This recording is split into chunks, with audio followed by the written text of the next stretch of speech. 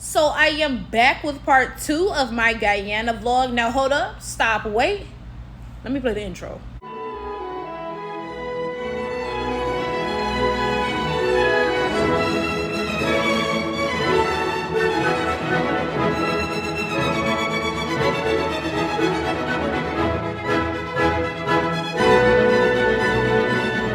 Now, let me tell y'all something about the liquor in Guyana and maybe the Caribbean as a whole, but I cannot speak for sure on the entire Caribbean because I've only ever been to Guyana and Antigua, okay? But y'all let me know, okay? Because I always see Caribbeans online like, yeah, we drink so much liquor, so and so, yada, yada, yada. And I'm telling y'all something, this is a fact. I drink, okay? I'm a drinker. I drink in America, I drink in Guyana, I drink everywhere I go, okay? I swear before God, the liquor in America is not the same as the liquor in Guyana. And let me expound on that, okay? First of all, at first I thought maybe the liquor in Guyana is watered down, right? But then I was like, I don't think that's it, because I went to Mexico last year and I stayed in an all-inclusive resort, right? So we was drinking. Nobody ever got drunk. We drank like 20 drinks. Nobody ever got drunk, right? And then at one point, we saw the bartender pulling one of the liquor bottles out of the freezer, and it was frozen.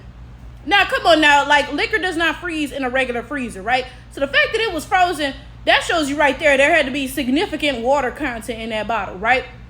And I'm thinking about the way that the resort was set up, and it had like pathways with little ponds around it all over, right? So I'm thinking, yeah, if people were actually getting drunk, right, they would be falling off of these paths into the water, which granted, it was not deep water, but that would probably create some liability issues, right?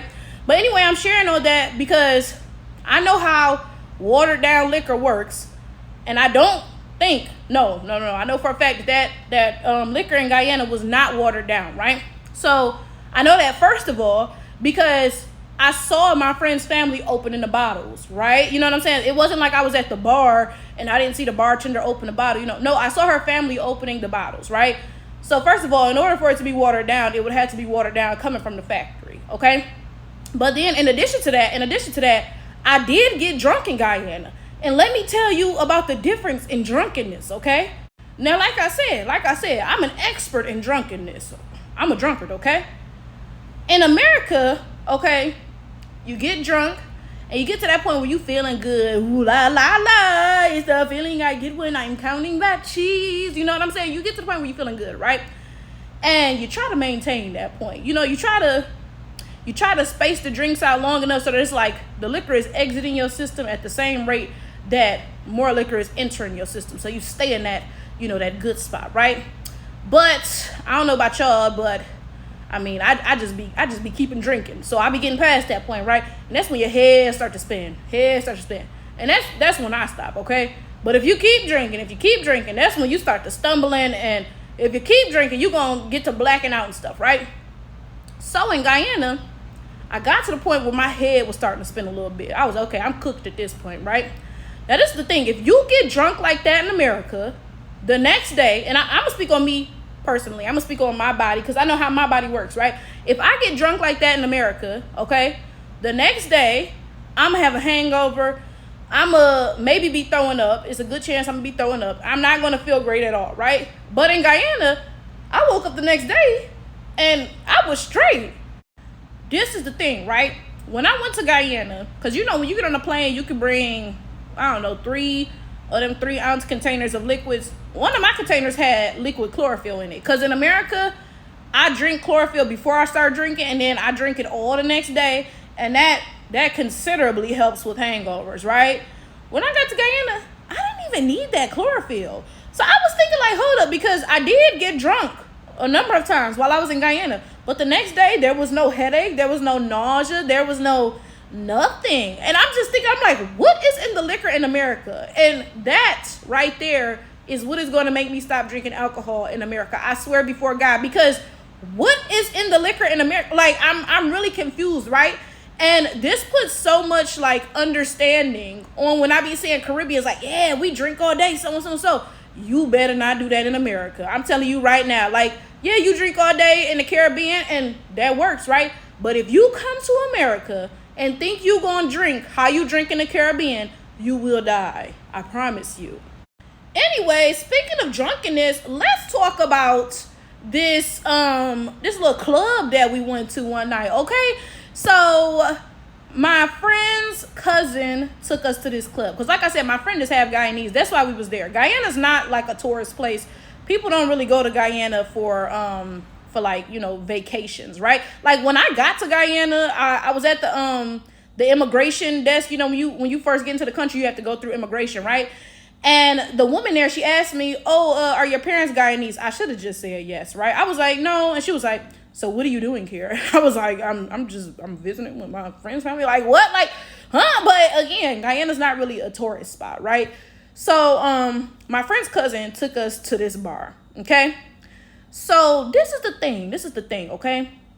Guyana, I don't think is a predominantly black country. I think it's predominantly Indian. Now, there is a decent number of black Guyanese people, maybe like 30% or something, but there is more Indians, okay?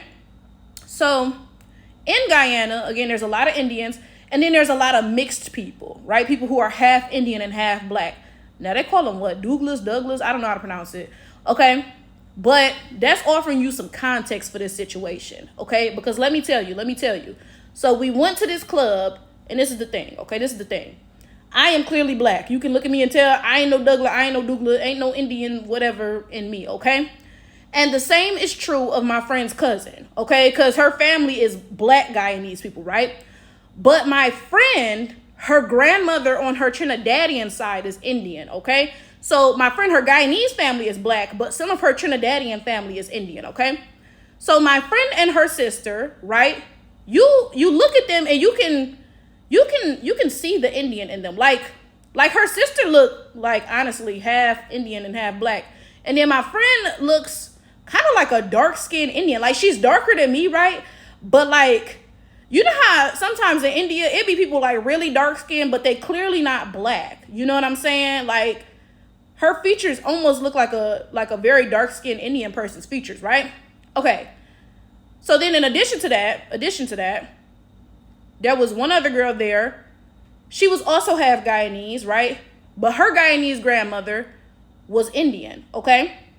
She wasn't related to them, okay?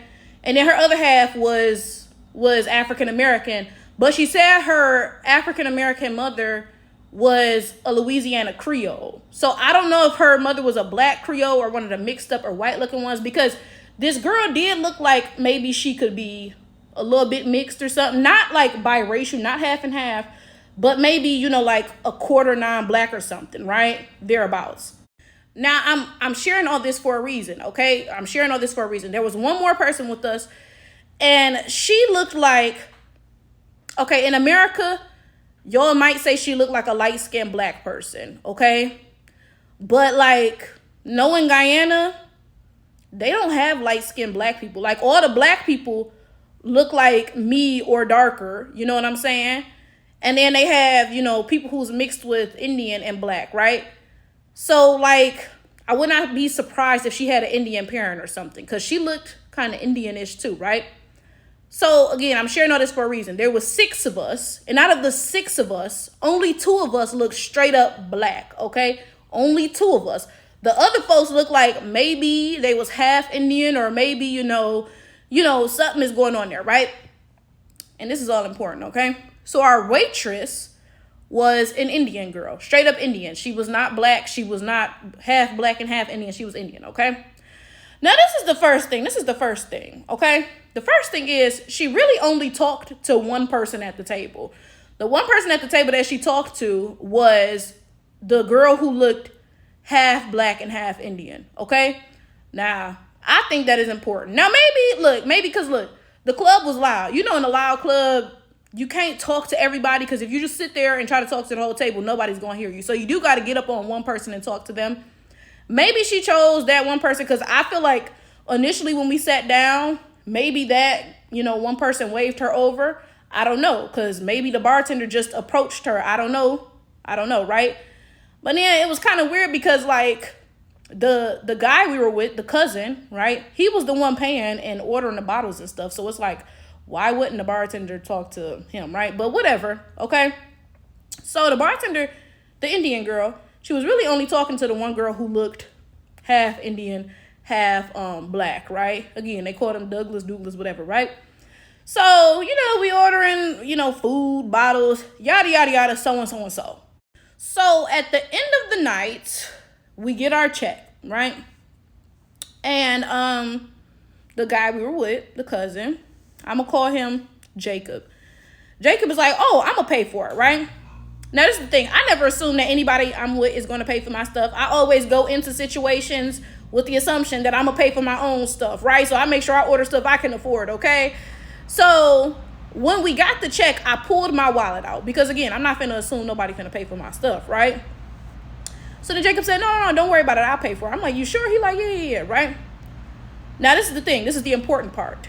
Nobody handed Jacob any money, okay? I pulled my wallet out, and then he said, no, don't worry about it. And then I was like, you sure? He was like, yeah. And I put my wallet back. Nobody handed Jacob any money. But I guess the waitress saw me pull my wallet out, and she assumed I handed him some money. I don't know, right?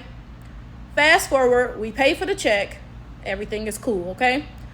So we about to leave, and two of the girls go to the bathroom, right?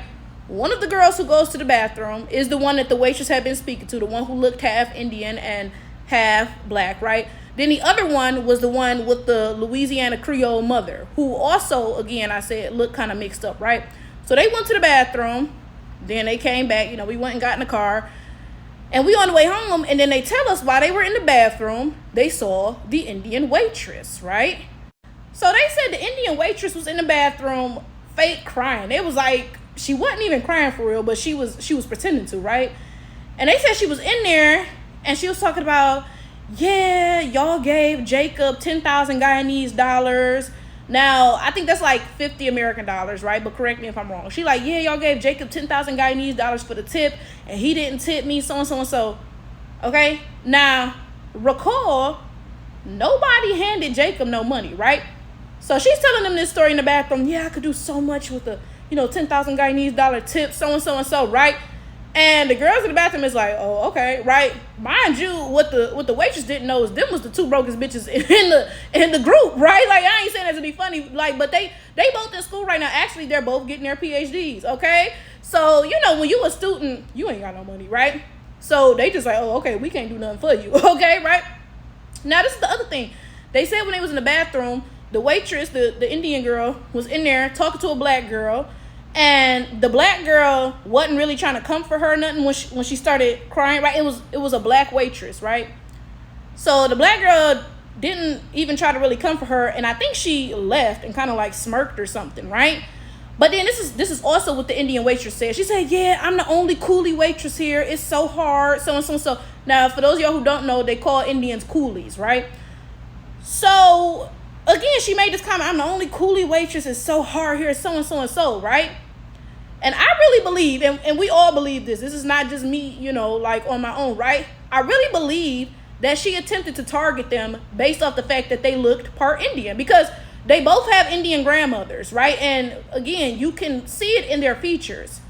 I really doubt that if I had went in the bathroom and saw the Indian waitress, she would have been talking about, yeah, I'm the only coolie waitress. It's so hard, so and so and so. I really doubt, because look at me, right?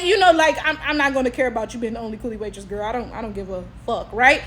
But she saw two people who looked like Douglas, whatever, and she attempted to get some sympathy based off that. And she lied, talking about, yeah, y'all handed Jacob 10,000 Guyanese dollars and he didn't give it to me. Nobody handed Jacob no money, right? Y'all, so that was the first time an Indian attempted to scam us. Let me tell you the second time, because the second time an Indian did scam us, right? So we was at the hotel, right? And outside the hotel, it'd be taxi cabs parked, right? Because they know people just trying to catch a taxi wherever, right? And I told y'all in the first video that Guyana really reminds me of America like 20 years ago, because that's how it was in America. Before Uber and stuff became big, taxis would just be parked outside the hotels, the Greyhound station. Well, the Greyhound station, because, when you get off the Greyhound, you probably going to need a taxi home or something, right? The airport, whatever, right? So we hopped in this taxi with this Indian man, right? And we told him, oh, yeah, we trying to go to so-and-so mall, right? Now this is the thing. I told you that the people that I went with, some of them was not some of them, all of them was half Guyanese, right? So one girl, apparently she puts on a very good Guyanese accent, okay? So while we were in the taxi, she was using this fake Guyanese accent, okay? So from the hotel to the mall, the Indian man charged us 1,500 Guyanese dollars. Okay, cool, right? This is the thing though. This is where they messed up. This is the first place where they messed up. And this is my thing. I love, helping people out. Like when I go to a country where the people don't make as much money and, American money is worth much more, then I'm happy to give people, a nice tip, especially because it's like, that's only like $5 American really, but it's huge in their currency, right? So the man charged us 1,500 Guyanese to get there. And then my friend gave him 3,000, so she tipped him 1,500. So clearly a light bulb went off in his mind. These motherfuckers must be rich, right? So then we got out, the car. We went to the mall, and then we called him back to come pick us up, right? On the way back, we did not go to the hotel. Instead, we went to one of their auntie's houses, right? But this is the thing. I was paying attention to the length of the ride, okay? And the length of the ride felt similar to the length from the hotel to the mall, okay? It took about the same amount of time, right? Because I was paying attention to both rides. I'm not going to just hop in nobody's car and you start driving around. I don't know where I'm at, what's going on. No, I'm paying attention to, where we going, how long it's taking, right? So, from the hotel to the mall, it took maybe 15 minutes. And then from the mall to the auntie's house, it took maybe between 12 and 18 minutes or something, around the same amount of time. So I'm thinking, well, it took about the same amount of time, so he's going to charge us 1,500 Guyanese again, right? This motherfucker charged us 3,000 Guyanese. Now, like I said, the first place they messed up is tipping him 1,500 Guyanese on a 1,500 bill on the way to the, mall, right? And then the second place we messed up, I think, is because the one girl stopped doing her Guyanese accent on the way back. Right, so when she stops doing her Guyanese accent, she sounds American, right? She went to Detroit public schools, right? So she sound like us, right? So he charged us 3,000 Guyanese to get to the auntie house, and we all kind of look like, right? Like, but I'm not Guyanese, so I'm like, I guess, like, I suppose. So we pay him, right? Then we go inside their auntie house and we like, okay, how much should a taxi from the mall to here be, right? They like, 1,500, maybe 2,000.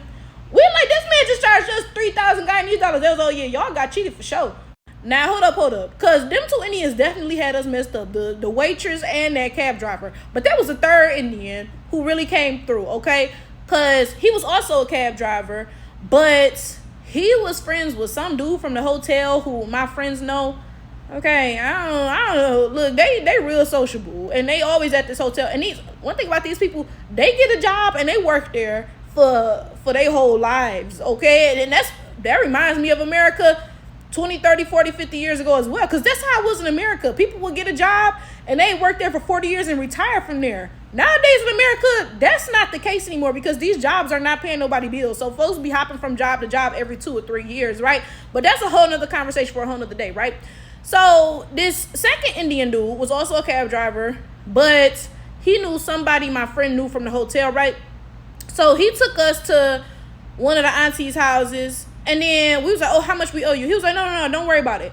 We was like, what? He like, no, don't worry about it. So we like, absolutely not. Like, I pulled some money out. I'm like, here, take this. He like, no, y'all friends with so-and-so. Like, no. So I'm sharing that to say something because, and look, hold up. I got to hold myself accountable. Hold up now.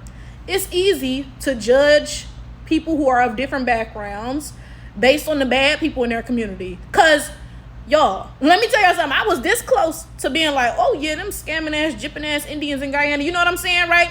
But then a third Indian guy came along and he was sent from heaven. He was an angel, right? It's so easy to sit here and judge, people who are of different backgrounds and their entire communities because of, the people who do bad things in their communities. But how fair is that when there's so many good people from those communities as well? Don't get me wrong. Them two motherfuckers that I told these stories about, they was some worthless ass scumbags, right? but this third guy was not. And how unfair would it be for me to say, yeah, he trashed too, because, yeah, them other Indians did so and so and so. Like, how messed up is that? Again, I have to hold myself accountable because, I mean, we all know that 99% of non-black people are racist as fuck towards black people, right? So it's easy to judge all of them based off of this because, I mean, most of them are fucking terrible, right? But once in a while, you know, like, there's one or two of them who really are decent people, right? And they do deserve a chance. Again, I have to hold myself accountable because I don't be giving non-black people no chances to play with me. I mean, that's just me personally. But anyway, for the duration of this video and for the next video, I'm going to get more into the things that I did while I was in Guyana, okay? So since I was talking about the club in this video, I will say this, okay? Now, I've been to a lot of clubs in my lifetime, all right? In America and in other countries. And I'm going to tell y'all the truth. On the internet, you see a lot of, it'd be like Caribbean Americans and Africans born in America, right? And they be talking about, yeah, you know, like, I don't like black American clubs because nobody be dancing. You know, the music is not for dance music, so and so and so. Now, I done been to Caribbean clubs before, okay? In the Caribbean. And, you know, I've been to, like, Caribbean events and parties in the United States of America. Because my best friend is Caribbean, right? So we go to these places sometimes, right? And I'm going to tell y'all the truth. People don't be dancing at Caribbean parties and in Caribbean clubs either. And actually, I've been to some African parties before as well. People do not be dancing at these events either. Like, y'all be lying. And I think y'all be doing this because, like, okay, in the case of, you know, Caribbeans and Africans who are born in America, right? This is a fact. This is a fact. The people in their home countries don't claim them as being from that country. And in fact, something like this happened while we were in Guyana, right? So I told you one of the girls, she is half Guyanese, her dad is Guyanese, and her mom is a Louisiana Creole, right? And her Guyanese dad, though, he was born in London, okay? He was born in London to two Guyanese parents. So his parents were full Guyanese from Guyana. They moved to London, they had a child, then they moved to America, so on and so forth, right? So this girl mentioned that, right? She said, oh, my dad is Guyanese. And, you know, the people in Guyana, they were like, oh, like, you know, where was he born? Where is he from, right? She said, oh, well, he was actually born in London. But, well, actually, he lived in Guyana for a little while. She mentioned they moved to Guyana. He lived on whatever street, and then they moved to America, whatever, right? But as soon as she said, oh, well, he was born in London, they was like, oh, he not Guyanese then. The people in these countries really do not claim their kids as, you know, XYZ, you know, in this case, Guyanese, right? If they were born outside the country. And I'm sharing this for a reason. I feel like a lot of Caribbeans and Africans who are born in the U.S., they feel the need to overcompensate in order to prove they're so Caribbean or they're so African, right? Because, you know, their families back in the homeland are telling them, you're not whatever, right? So that's why I feel like they be posted talk about, yeah, I hate black American parties. Like, where's the dance hall where everybody dances and so and so and so? Ain't nobody dancing at Caribbean parties. It's like, and I'm saying that as somebody who's been to Caribbean parties in the U.S., who's been to Caribbean clubs in the Caribbean. Y'all be standing around looking just like black Americans and black American clubs, right? But again, they be on the internet posting, just capping, because I really do feel like they be trying hard to overcompensate and, you know, to impress the people back home and to distance themselves from black Americans. Because, you know, they family be like, well, you was born in America, so you American, right? So I feel like they be trying to be like, oh, you know, I don't even relate to black Americans. Like, I'm so Caribbean, I'm so African. I really do think that's the case. I'm not going to hold you. In fact, I'm about to show y'all some videos of me in the Guyanese club. Now, I may have to speed some of these clips up because, you know, YouTube will copyright a lot of stuff, so I may have to speed some up. But first of all, you're going to see people in the background is not dancing, okay? And then second of all, you're going to see that they were playing American music in the Guyanese club. And I'm pointing that out because, as I mentioned, I think in this video, Guyana's not a tourist destination, okay? So sometimes people try to downplay things by saying, oh, you were at a tourist spot, so of course they're going to play American music because there's a bunch of tourists and stuff. Guyana ain't got no tourists. Nobody is going to Guyana for tourism, okay? So the fact that this was not a tourist spot, right? This was a Guyanese spot. It was full of Guyanese people. My friend's cousin picked the place out, right? And they were still playing American music. I'm pointing this out for a reason. And let me be clear, most of the American music that they played was Black American music. They in the club playing I Feel Good, like, come on now, right? So I'm pointing this out because people like to downplay the, the influence that Black American music has. But you go anywhere in the world and they are playing our music. I also experienced this in Antigua, and I experienced this everywhere. Okay, now I went to Europe. I went to France, Germany, and Luxembourg when I was 18, and I went there as part of like an orchestra exchange program. So I was playing the violin all day. Literally, they had us practicing this music from like sun up to sundown, right? So I wasn't really at no clubs or nothing to experience this. But I'm gonna go back to Europe, and I bet you when I'm there, I'm gonna hear American music too. But anyway, let me show y'all some clips from this club.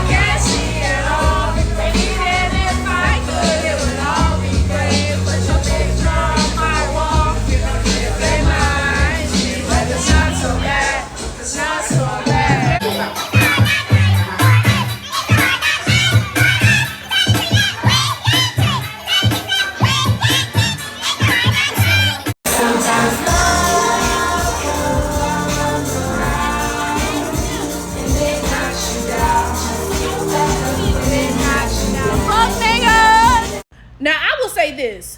In the Guyanese club, they were playing majority Caribbean music. I don't know if it was Guyanese specifically, right? But it was majority Caribbean music. And then a little bit of Afro beats.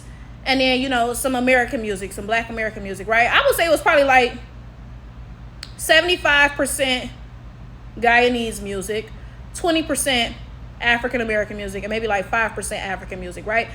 That is different, from what I experienced in Antigua, because in Antigua, they really wasn't playing Caribbean music at all. It was like 40% African music, 40% African American music, then maybe 20% Caribbean. Maybe. I feel like that's too high of a number, right?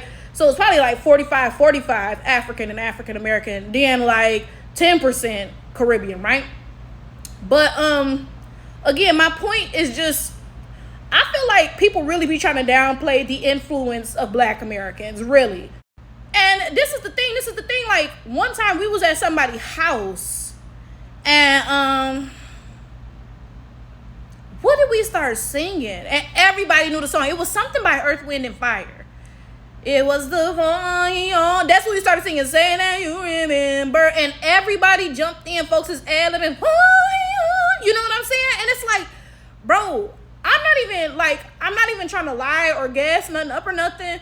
But Black American music really is beautiful. It really is, okay? I can't even explain it. Like, it's gorgeous, bro. It just really is. And I don't get why people be so reluctant to just be like, yeah, Black American music is nice, right? Like, I don't get why people be trying to downplay and hate and all this other stuff. But whatever. We are going to continue with this in part 3 of my Guyanese adventure.